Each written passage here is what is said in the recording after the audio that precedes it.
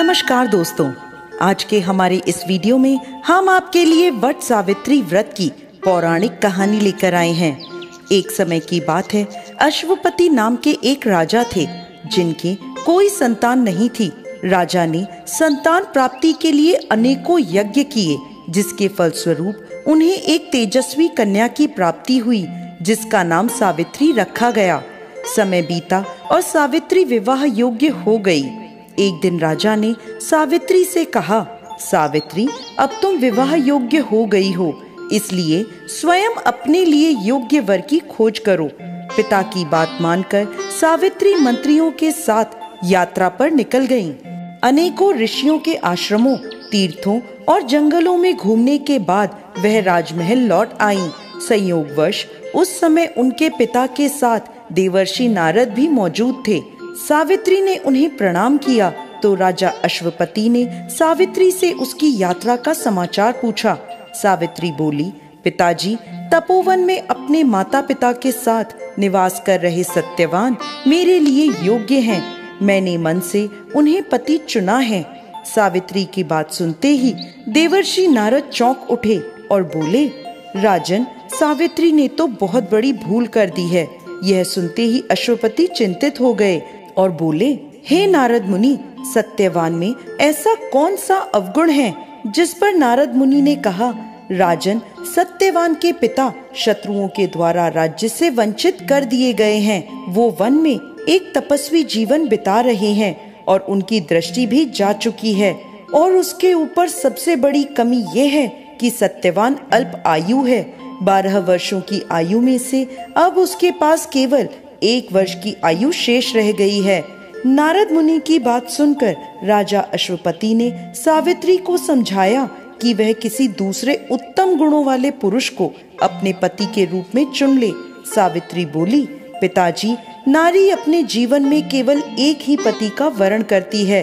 अब चाहे जो भी हो, मैं किसी और को अपने पति के रूप में स्वीकार नहीं कर सकती।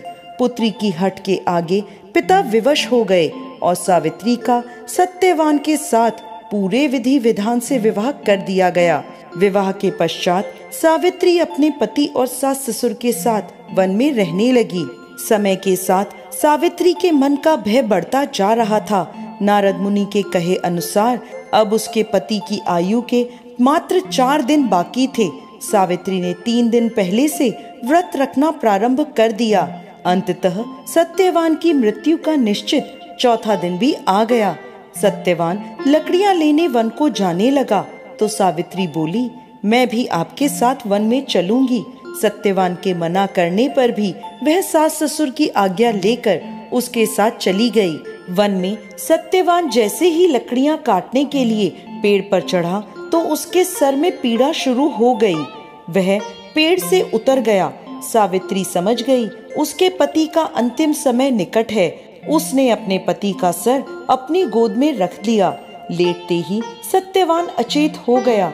सावित्री चुपचाप आंसू बहाती ईश्वर से प्रार्थना करने लगी। तभी उसे लाल वस्त्र पहने एक पुरुष आता दिखाई दिया। वह साक्षात यमराज थे।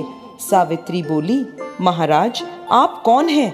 यमराज ने उत्तर दिया, सावित्री, मैं यम हूँ और तुम्हारे पति के प्राण हरने आया हूँ। सावित्री आगे बोली, प्रभु, सांसारिक प्राणियों को लेने तो आपके दूत आते हैं, फिर आज आप स्वयं क्यों आए? यमराज बोले, सत्यवान एक धर्मात्मा तथा गुणों का सागर है। मेरे दूत इन्हें ले जाने के लिए योग्य नहीं है, इसलिए मुझे स्वयं यहाँ आना पड़ा। ऐसा कहकर यमराज ने सत्यवान के शरीर से प्राणों को निकाला और उन्हें लेकर दक्षिण दिशा की ओर चलने लगे। सावित्री भी उनके पीछे पीछे चल दी। सावित्री को अपने पीछे आता देख यमराज बोले, तुम मेरे पीछे कहाँ आ रही हो? सावित्री बोली, मेरे पति जहाँ जाएंगे मैं वहीं जाऊंगी, ये मेरा धर्म है। यमराज के बहुत समझाने पर भी सावित्री नहीं मानी। उसके पतिव्रता धर्म की निष्ठा को देखकर यमराज बोले, तुम अपने पति के बदले कोई भी वरदान मांग लो। सावित्री ने अपने दृष्टिहीन सास ससुर की आंखें मांग ली। यमराज ने तथास्तु कहा और आगे चले। सावित्री फिर उनके पीछे पीछे चल दी। तब यमराज ने सावित्री से कहा, एक वर और मांग लो। सावित्री ने अपने सास ससुर के राज्य को वर के रूप में मांग लिया और यमराज ने तथास्तु कह दिया। फिर वह आगे चले। सावित्री फिर भी उनके पीछे चलने लगी। अब यमराज बोले, चलो एक वर और मांग लो। तब सावित्री ने अपने पिता के लिए 100 पुत्रों का वरदान मांगा। यमराज ने उसे तथास्तु कहकर वापस लौटने को कहा, लेकिन सावित्री नहीं मानी। फिर उनके पीछे चल दी। यमराज बोले, सावित्री, तुम मुझसे अपने पति के प्राणों के अलावा कोई भी वरदान मांग लो, यह आखिरी वर होगा।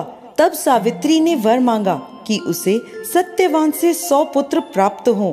इस बार भी यमराज ने तथास्तु कहा और आगे बढ़ने लगे, परंतु सावित्री एक बार फिर उनके पीछे चल दी। यमराज बोले, मैंने तुम्हारे मांगे हुए सभी मनवांछित वर तुम्हें दे दिए, अब तुम मेरे पीछे क्यों आ रही हो? तो सावित्री बोली, महाराज, आपने मुझे सत्यवान से 100 यशस्वी पुत्रों का वरदान दिया है और सत्यवान के बिना पुत्र कैसे संभव होंगे? ऐसा कहकर सावित्री ने यमराज को उलझन में डाल दिया। तब यमराज बोले, सावित्री, मैं तुम्हारे पतिव्रता धर्म से अति प्रसन्न होकर सत्यवान के प्राणों को छोड़ रहा हूँ। साथ ही साथ तुम्हें आशीर्वाद देता हूँ कि तुम्हारी यह कहानी युगों युगों तक सुनाई जाएगी।